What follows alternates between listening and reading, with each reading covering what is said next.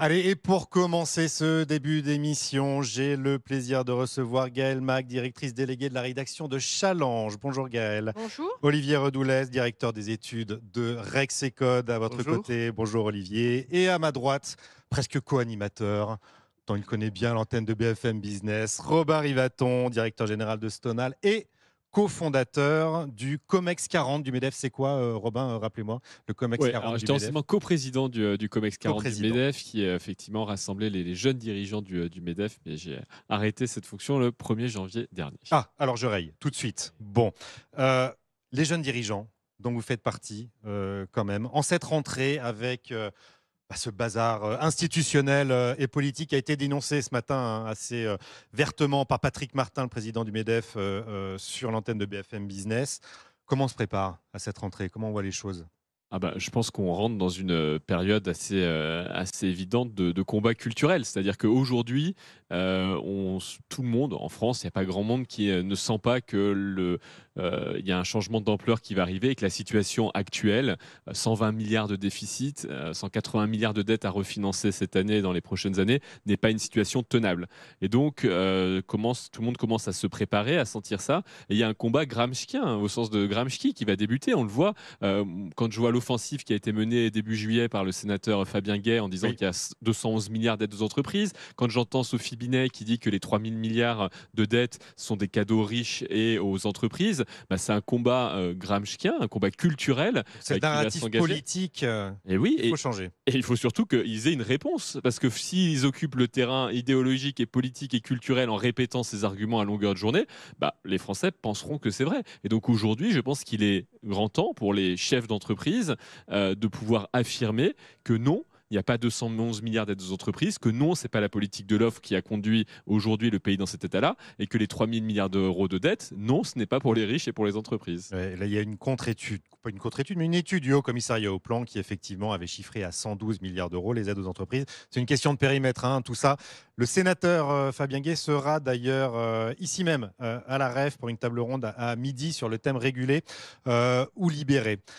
Il y avait un sondage très intéressant dans l'opinion, pas dans Challenge, mais dans l'opinion, pardon de citer la concurrence Gaël Mac, hier, qui expliquait un sondage Odoxa, si je me souviens bien, qui expliquait que 7 Français sur 10 souhaitaient que les patrons prennent la parole.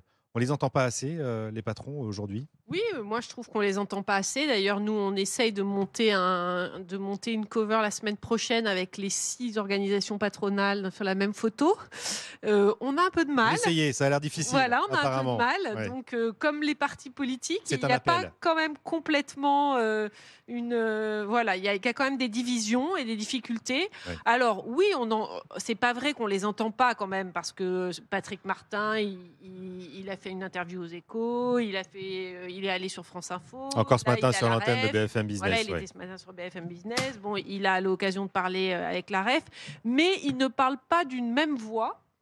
Et ça, je pense que c'est dommage, parce que, toujours pour citer la concurrence, il y avait quand même avant l'été un sondage du Parisien qui indiquait que les entrepreneurs et les entreprises étaient en fait un peu les dernières institutions, entre guillemets, en qui les Français pouvaient avoir Oui, confiance. absolument. Voilà, il y avait eu quand même alors, par rapport aux politiques, par rapport aux médias, etc. Et donc, je pense que les patrons ont une voix à faire jouer, parce que contrairement à Robin Rivaton, je ne pense pas que tout le monde a bien conscience de cette dette et de ce déficit, et notamment parmi les Français. Il se démène François Bayrou quand même, hein, depuis Voilà, plusieurs mois il se maintenant pour faire de la démène. pédagogie Mais sur bon, le quand on sujet. voit l'audience de ces podcasts, Oui, on cet voit été, qu'il ça a quand été même un peu de mal. ouais.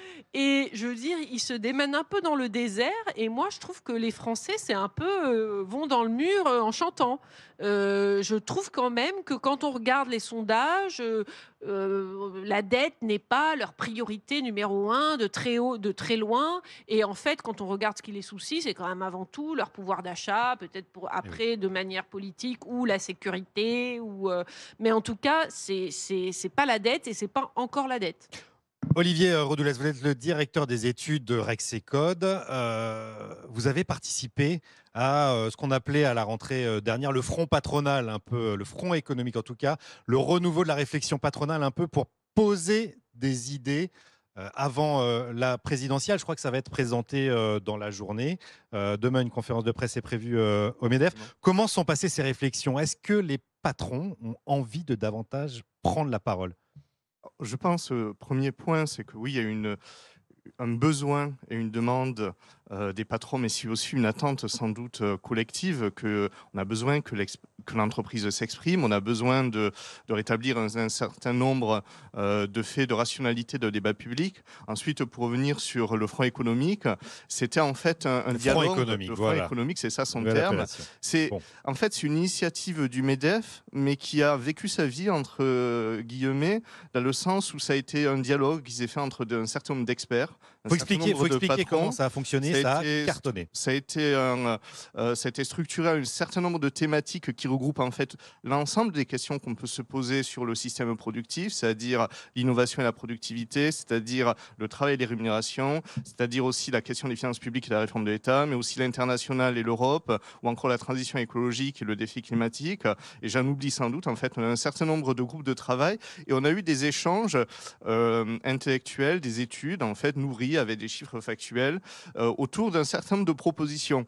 Et ce qu'il y a d'intéressant, c'est que ce n'est pas un programme politique qui va en sortir, c'est un certain nombre de propositions qui ont été débattues, qui ne font pas forcément consensus au sein des membres d'ailleurs, qu'il ne faut pas Les juste... membres, on rappelle, chaque pôle a été dirigé par un économiste et un chef d'entreprise. Absolument. Et au total, une centaine de personnes mobilisées autour de ce travail. Tout à fait, avec des experts du monde de l'entreprise, des experts du monde académique et un certain nombre de think tanks d'ailleurs, et que c'est quoi aussi impliqué, mais je peux penser aussi à l'Institut de l'entreprise qui s'est beaucoup impliqué aussi à nos côtés. Et ce qui est important, c'est qu'en fait, on s'est assuré d'avoir un débat rationnel et des propositions qui soient instruites et débattues. Ensuite, c'est aux politiques de s'emparer de ces propositions. C'est aussi aux adhérents du MEDEF, parce que c'est ce que va publier le Front économique n'est pas une opposition du MEDEF. C'est quelque chose qui s'est fait de manière indépendante et libre. Le MEDEF a été à l'initiative, mais ensuite il est resté en retrait. Il a laissé les débats se faire de la manière la plus objective et utile possible. Bon, Robin Rivaton,